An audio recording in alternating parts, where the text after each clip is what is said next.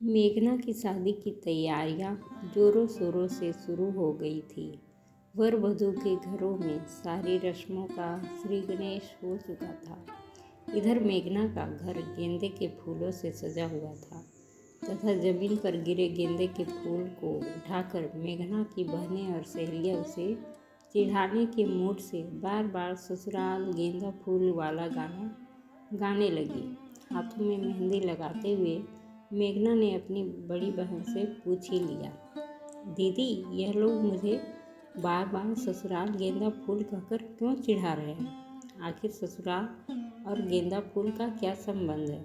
दीदी के उत्तर देने से पहले ही मेघना की एक सहेली मेघना को कोहनी मारते हुए कहने लगी, थोड़ा इंतज़ार करो, तुम्हें ससुराल जाकर सब पता चल जाएगा। उसकी बात खत्म होते ही फिर दीदी ने मेघना को उसके प्रश्न का उत्तर देते हुए कहा, देखो मेघना, मायके और ससुराल में अंतर तो होता ही है। यहाँ हम अपने माता पिता की परियां होती है और वह लोग फूल में बैठे भौरे की तरह हमारे आगे पीछे लगे रहते हैं। ससुराल भी एक फूल की तरह होता है, पर वहाँ रहने वाले हमारे आगे पीछे नहीं लगते, बल्कि हमें उनके आगे पीछे लगना पड़ता है। तुम्हें पता है, गेंदे में खुशबू होने के बाद भी कोई भी भौरा उसमें नहीं मंडराता है, इसलिए ससुराल को गेंदा फूल कहा जाता है। दीदी की बात उसे समझ में नहीं आई और वह अपनी मेहंदी की रस्म का आनंद उठाने लगी। दूसरे दिन मेघना शादी करके अपने ससुराल चली गई। ससुराल में भी उसकी आवाभगत बहुत भव्यता से हुई। ससुराल की सारी रस्में मेघना ने भी खुशी खुशी निभाई। सास ससुर का आशीर्वाद तथा छोटों का प्यार लेकर मेघना अपने वैवाहिक जीवन में मग्न हो गई। ससुराल में उसको सब प्यार करते थे तथा पति भी उसके हर निर्णय में साथ खड़े होते थे। इसी बीच मेघना की सरकारी बैंक में अच्छी पद पर नौकरी लग गई। मेघना के ससुराल वाले मेघना की नौकरी से बहुत खुश थे। अब घर में कमाने वाले हाथ भी बढ़ गए थे। मेघना की ननद और सास मेघना के घर के कामों में उसका बराबर हाथ बटाते। मेघना भी घर की जिम्मेदारियों को बखूबी निभाने की कोशिश करती तथा घर में मिल रही सास और ननद की सहायता से वह ऑफिस में भी अच्छा काम करने लगी, जिस कारण उसकी जल्दी ही तरक्की भी हो गई। तरक्की के साथ साथ उसके ऊपर अतिरिक्त जिम्मेदारी का भार भी आ गया। मेघना को अब सुबह जल्दी तथा शाम को ऑफिस से आने में देर हो जाती, जिस कारण मेघना घर में ज़्यादा समय नहीं दे पा रही थी, जिसके परिणाम स्वरूप मेघना के ससुराल में मेघना के द्वारा घर के कामों में कम हाथ बटाना सास और ननद के लिए सिरदर्द बनने लगा। अक्सर ननद अपनी माँ को यही जवाब देती हुए दिखती, मम्मी सारे काम क्या मुझसे करा लोगी? भाभी को क्या मुँह देखने के लिए लाई हो? मुझे भी बहुत से काम होते हैं। अब आए दिन काम को लेकर घर में तनाव रहने लगा। मेघना सुबह जल्दी उठकर नाश्ता तैयार कर जाती, लेकिन जब तक घर वाले नाश्ता खाते तब तक वह ठंडा हो चुका होता। रोज़ डाइनिंग में खाने और घर की रख रखाव को लेकर मेघना के लिए बातें बनने लगी। मेघना का पति भी अंदर से मेघना की तरक्की से आहत था, लेकिन वह घर वालों के सामने मेघना का साथ देता, जिसकी वजह से घर वाले उसे जोरों के गुलाम से पुकारने लगे। सर्दियों का समय चल रहा था, बाहर अंधेरा हो चुका था और मेघना अभी तक घर नहीं आई थी। उसे आज ऑफिस में बहुत काम था। रात के खाने की कोई तैयारी नहीं हुई थी और मेघना की ननद भी अपनी किसी दोस्त के घर रहने चली गई। घड़ी की सुइयां देखते हुए बड़बड़ाते हुए मेघना की सास रात के खाने की तैयारी करने रसोई में चली गई। उन्हें बड़बड़ाते हुए काम करता हुआ देख मेघना के ससुर ने उनसे कहा, सर पर पट्टा बांध कर क्यों काम कर रही हो? अगर तबीयत खराब है तो खाना मत बनाओ। आज हम में से कोई खाना नहीं खाएगा। इस घर में वह बहू बेटी होने के बाद भी बीमार माँ खाना बना रही है। किसी को कोई शर्म नहीं आती है। इतने में हाँफते हुए मेघना घर की सीढ़ियाँ चढ़ घर के अंदर पहुँची ही थी कि आग बुबला हुए उसके ससुर राशन पानी लेकर मेघना पर चढ़ पड़े और गुस्से में बोले, यह कोई तुम्हारे आने का टाइम है? हमने भी नौकरी की है। विनय कब से घर आ चुका है। तुम्हारे घर आने का अनोखा टाइम है। तुम घर की बहू हो, बेटी नहीं। तुम्हें अपनी जिम्मेदारियों का कोई एहसास है कि नहीं?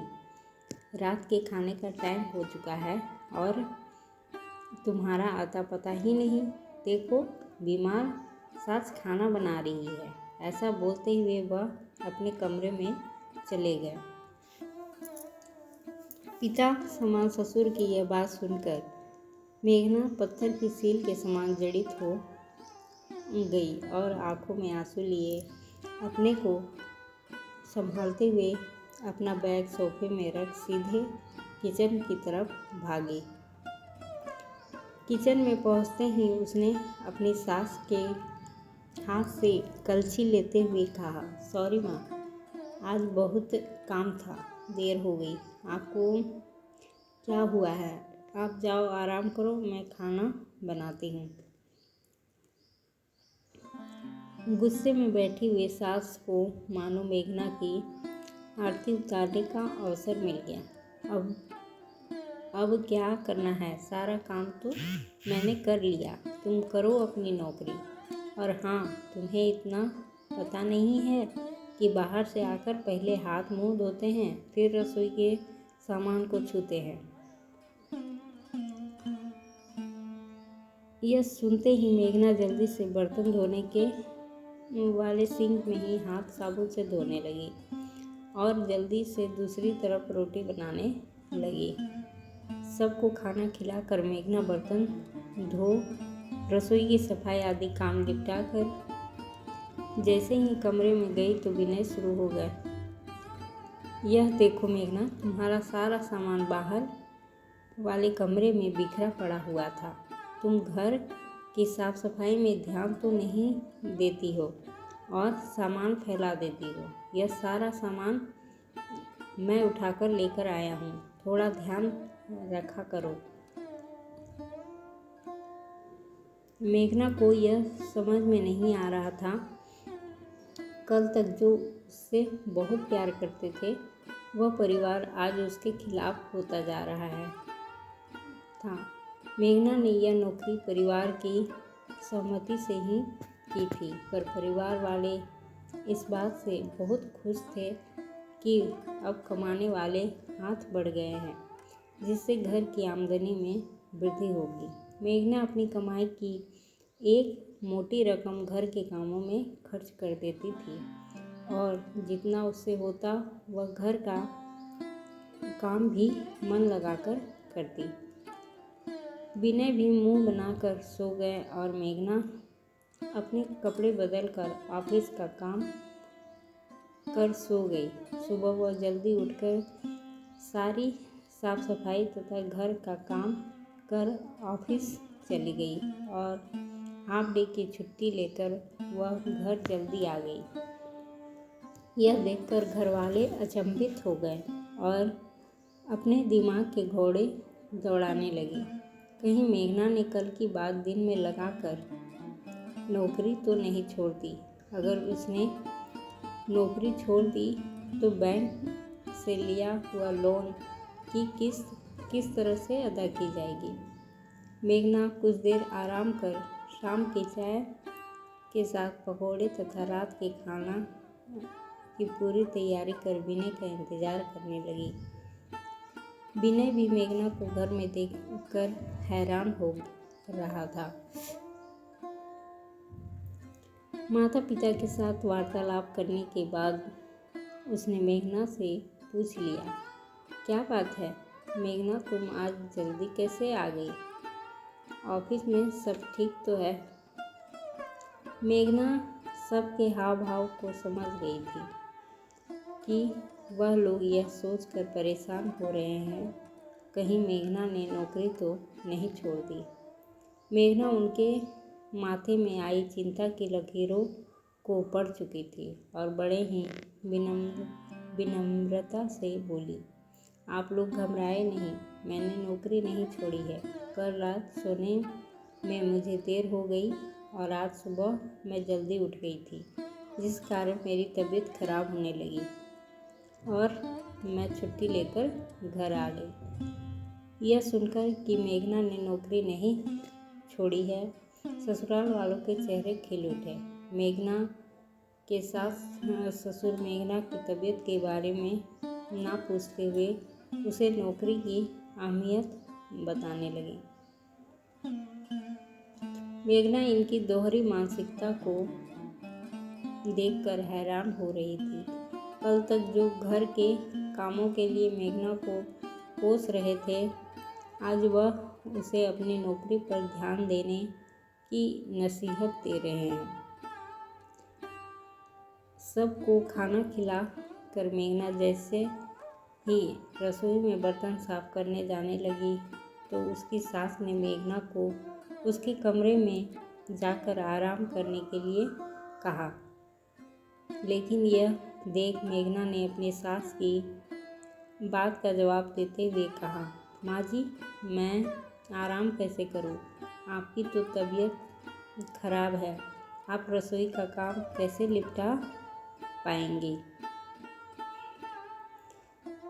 सास बात संभालते हुए बोली, अरे वह तो कल सर्दी के कारण मेरे सर में दर्द हो रहा था, आज मैं ठीक हूँ। तुम जाओ अपने ऑफिस के काम निपटाओ, रसोई मैं और तुम्हारी ननद देख लेंगे। मेघना को आज अपनी बहन की बात का सार समझ में आ गया कि ससुराल को गेंदा फूल क्यों कहते हैं। वह मुस्कुराते हुए अपने कमरे में आई और अपने ऑफिस के काम में लग गई। दोस्तों, आपको ये कहानी कैसी लगी? अगर अच्छी लगी हो तो लाइक, शेयर और सब्सक्राइब करें। धन्यवाद।